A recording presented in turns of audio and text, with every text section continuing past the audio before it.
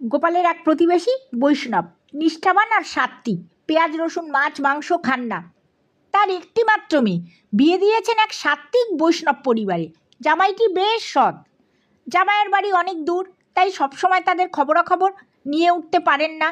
কি যেন এক কাজে গোপাল একদিন জামাইয়ের সেই গ্রামে যাচ্ছে শুনে তারা গোপালকে জামাইয়ের বাড়ি ঘুরে মেয়ে জামাইয়ের খবর আনতে বলল।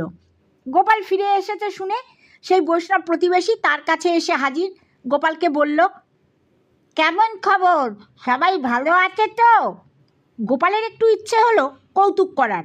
তিনি বললেন, হ্যাঁ হ্যাঁ হ্যাঁ, সবাই ভালো। জামাইয়ের সঙ্গে কথাবার্তা বলে কেমন লাগলো?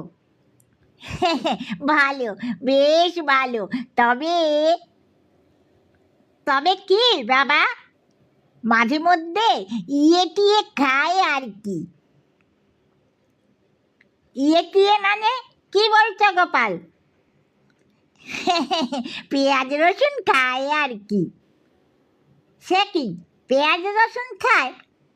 না না, সব সময় নয়, ওই যেদিন মাংস টাংস খায় কেবল সেদিন। সে কি, জামাই মাংস খায়? সব দিন খাবে কেন, যেদিন ওই টিয়ে খায় আর কি। টিয়ে মানে আর কি, মদ খায় যেদিন, সেদিনই মাংস খায়।